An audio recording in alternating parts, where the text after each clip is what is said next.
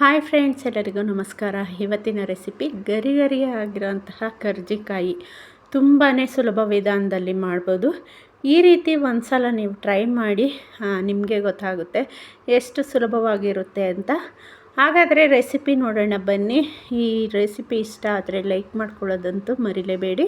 Like ಮಾಡ್ಕೊಳ್ಳಿ, ಹಾಗೆ subscribe ಮಾಡ್ಕೊಳ್ಳಿ. ನಿಮ್ಮ ಫ್ರೆಂಡ್ಸ್ ಆ್ಯಂಡ್ ಫ್ಯಾಮಿಲಿಗೆ ಎಲ್ಲರಿಗೂ ಶೇರ್ ಮಾಡ್ಕೊಳ್ಳಿ.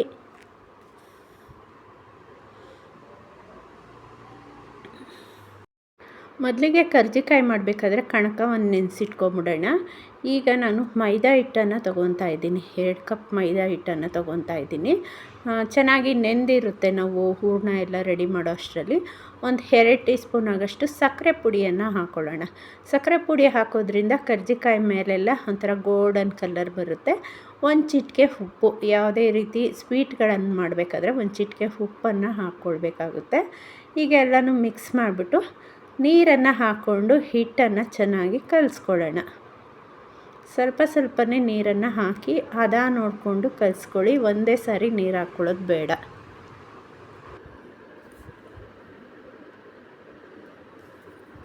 ಹಿಟ್ಟನ್ನು ಸ್ವಲ್ಪ ನೀರನ್ನು ಹಾಕ್ಕೊಂಡು ಚೆನ್ನಾಗಿ ನಾದ್ಕೊಳ್ಳೋಣ.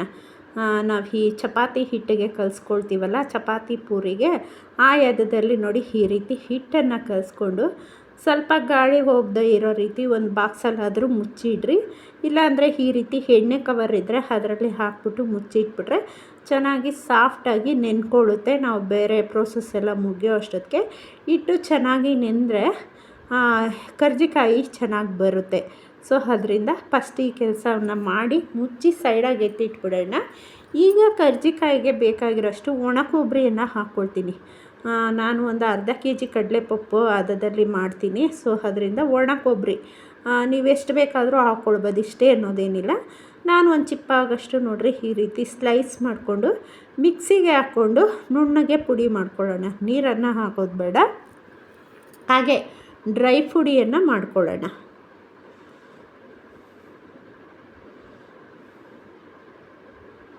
ನೋಡಿ ಈ ರೀತಿ ಪುಡಿಯನ್ನು ಮಾಡಿಬಿಟ್ಟು ಒಂದು ಬೌಲ್ಗೆ ಸೇರಿಸ್ಕೊಂಡು ಸೈಡಾಗಿ ಇಟ್ಕೊಳ್ಳೋಣ.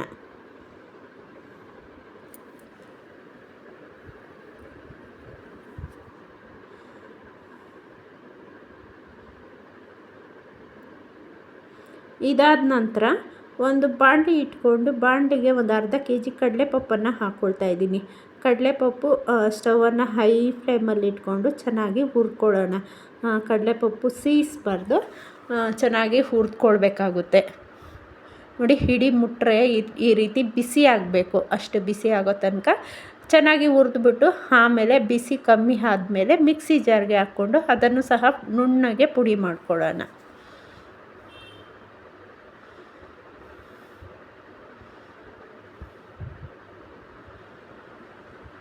ಈಗ ಏಲಕ್ಕಿ ಒಂದು 7-8 ಏಲಕ್ಕಿಯನ್ನು ಹಾಕಿ ಅದನ್ನು ಸಹ ಕಡಲೆಪಪ್ಪು ಜೊತೆ ಪುಡಿ ಮಾಡ್ಕೊಳ್ಳೋಣ.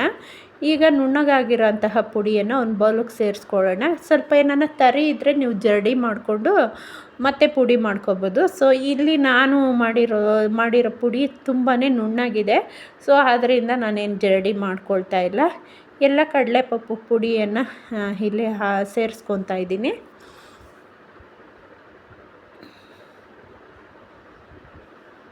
ಆಮೇಲೆ ಇದಕ್ಕೆ ಬೇಕಾಗಿರೋಷ್ಟು ಬೆಲ್ಲ. ನಾನು ಅರ್ಧ ಕೆಜಿ ಕಡಲೆಪಪ್ಪು ಹಾಕಿರೋದ್ರಿಂದ ಒಂದು 350-400 ಗ್ರಾಮ್ ಬೆಲ್ಲವನ್ನು ಹಾಕ್ಕೊಳ್ತಾ ಇದ್ದೀನಿ.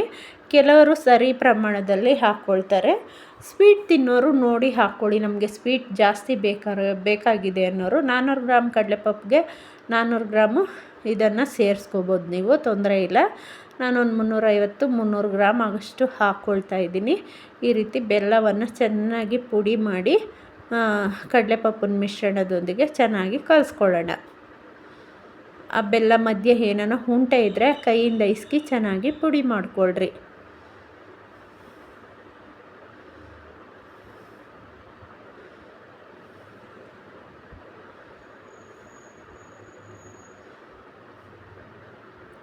ಸೊ ಈಗ ಈ ಮಿಶ್ರಣ ರೆಡಿಯಾಗಿದೆ. ಇದಕ್ಕೆ ಹುರಿದಿಟ್ಕೊಂಡಿರೋಂಥ ಬಿಳಿ ಎಳ್ಳು, ಗಸಗಸೆ ಒಂದು 2-3 ಸ್ಪೂನ್ ಆಗೋಷ್ಟು ಬಿಳಿ ಎಳ್ಳು, ಗಸಗಸೆ 1 ಸ್ಪೂನ್ ಆಗೋಷ್ಟು ಹುರಿದು ಹಾಕ್ಕೊಂಡು ಅದನ್ನು ಸಹ ಚೆನ್ನಾಗಿ ಮಿಕ್ಸ್ ಮಾಡಿ, ನಾವು ತೆಂಗಿನಕಾಯಿಯನ್ನು ಪುಡಿ ಮಾಡ್ಕೊಂಡ್ರಲ್ಲ ಅದನ್ನು ಸಹ ಹಾಕ್ಕೊಂಡು ತೆಂಗಿನಕಾಯಿ ತುರಿಯನ್ನು ಪುಡಿ ಮಾಡಿಟ್ಕೊಂಡ್ರೆ ನಮಗೆ ಕರ್ಜಿಕಾಯಿಗೆ ಬೇಕಾಗಿರೋಂತಹ ಹೂರಣ ರೆಡಿಯಾಗುತ್ತೆ. ಇಷ್ಟೇ ಸಿಂಪಲ್ಲಾಗಿ ಮಾಡಿಕೊಂಡು ಈಗ ಹಿಟ್ಟನ್ನು ರೆಡಿ ಮಾಡ್ಕೊಳ್ಳೋಣ. ಮೈದಾ ಚೆನ್ನಾಗಿ ನೆಂದಿದೆ, ತೆಗೆದು ನೋಡ್ತಾ ಇರ್ಬೋದು ನೀವು. ಇಷ್ಟೆಲ್ಲ ಪ್ರೋಸೆಸ್ ಮುಗಿಯೋವರೆಗೂ ಮೈದಾ ಅಂತೂ ತುಂಬ ಚೆನ್ನಾಗಿ ನೆಂದ್ಕೊಂಡಿರುತ್ತೆ. ಸೊ ನೋಡಿ, ಚೆನ್ನಾಗಿ ಸಾಫ್ಟ್ ಆಗಿದೆ. ಈಗ ಇದನ್ನು ಸಣ್ಣ ಸಣ್ಣ ಉಂಡೆಯಾಗಿ ಮಾಡ್ಕೊಳ್ಳೋಣ. ಸಣ್ಣ ಅಂದರೆ ಪೂರಿ ಹಾಕ್ತಿರಲ್ಲ, ಪೂರಿಗಿಂತನೂ ಸಣ್ಣ ನೋಡಿ. ಇಷ್ಟು ಮಾಡಿಕೊಂಡು ಎಲ್ಲನೂ ನಾವು ಚಪಾತಿ ಪೂರಿ ನಟ್ಟಿಸ್ತೀವಲ್ಲ ಆ ರೀತಿ ನಟ್ಟಿಸ್ಕೊಂಡು ಸೈಡ್ಗೆ ಇಟ್ಕೊಳ್ಳೋಣ. ಉಂಡೆ ನೋಡಿ, ಇಷ್ಟು ಸಣ್ಣ ಸಾಕು. ಜಾಸ್ತಿ ದಪ್ಪ ತೊಗೊಂಡ್ರೆ ಆ ಮೇಲಿರೋ ಹಿಟ್ಟೇನು ದಪ್ಪ ಬಂದುಬಿಡುತ್ತೆ, ಆ ಕರ್ಜಿಕಾಯಿ ತಿನ್ನೋದಕ್ಕೆ ಚೆನ್ನಾಗಿರಲ್ಲ.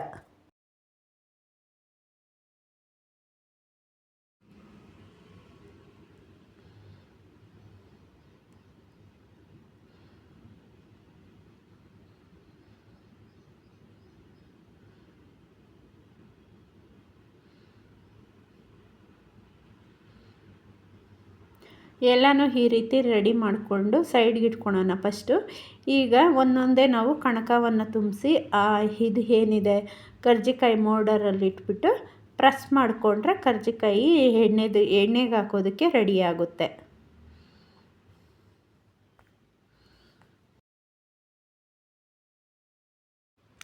ಈಗ ಕರ್ಜಿಕಾಯಿ ಮೋಲ್ಡರಲ್ಲಿ ನಟ್ಸಿರೋ ಅಂತಹ ಇದನ್ನು ಹಾಕ್ಬಿಟ್ಟು, ಹಿಟ್ಟನ್ನು ಹಾಕ್ಬಿಟ್ಟು ನೋಡಿ, ಇವಾಗ ಕಣಕ ಹಾಕ್ಕೊತಾ ಇದ್ದೀವಿ. 1 ಸ್ಪೂನ್ ಲೆಕ್ಕದಲ್ಲಿ ಹಾಕ್ಕೊಳ್ಳಿ ಅಳತೆಯಲ್ಲಿ. ಈಗ ತಣ್ಣೀರನ್ನು ಸೈಡ್ ಪೂರ್ತಿ ನಾವು ಸ್ಪ್ರೆಡ್ ಮಾಡ್ಕೊಳ್ಬೇಕಾಗುತ್ತೆ. ಇಲ್ಲ ಅಂದರೆ ಕರ್ಜಿಕಾಯಿ ಒಡೆದೋಗುತ್ತೆ, ಎಣ್ಣೆಯಲ್ಲಿ ಹಾಕಿದ ತಕ್ಷಣ ಬಿಟ್ಕೊಳ್ಳುತ್ತೆ.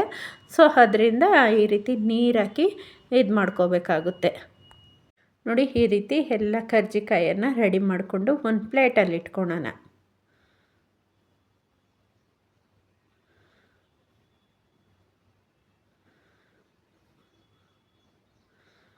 ಸೊ ಈಗ ರೆಡಿಯಾಗಿದೆ, ನೋಡ್ತಾ ಇರ್ಬೋದು.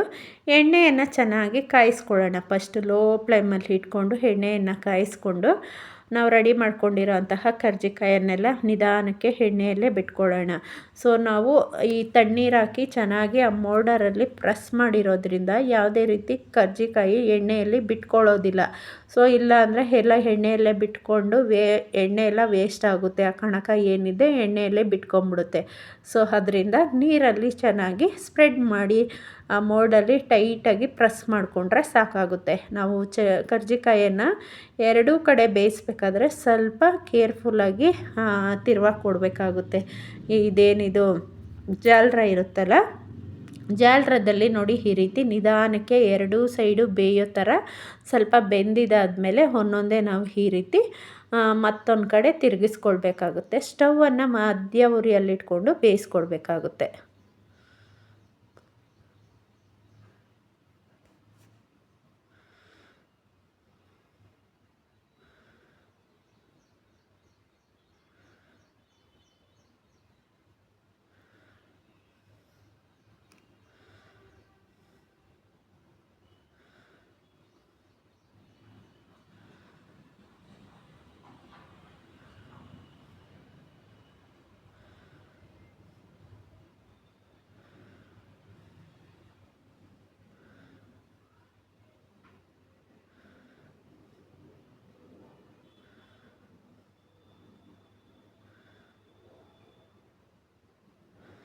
ನೋಡಿ, ಈಗ ಸ್ಟವನ್ನು ಮಧ್ಯ ಉರಿಯಲ್ಲಿಟ್ಕೊಂಡು ಒಂದು 3-4 ನಿಮಿಷ ಎರಡೂ ಕಡೆ ನಾವು ಈ ರೀತಿ ಬೇಯಿಸ್ಕೊಂಡ್ರೆ ಗರಿ ಆಗಿರುವಂತಹ ಕರ್ಜಿಕಾಯಿ ರೆಡಿಯಾಗಿರುತ್ತೆ. ನಾವು ಸಕ್ಕರೆ ಪುಡಿ ಹಾಕೋದ್ರಿಂದ ಮೇಲೆ ಪದರ ಏನಿದೆ ಈ ರೀತಿ ಗೋಲ್ಡನ್ ಕಲರಾಗಿ ಬರುತ್ತೆ.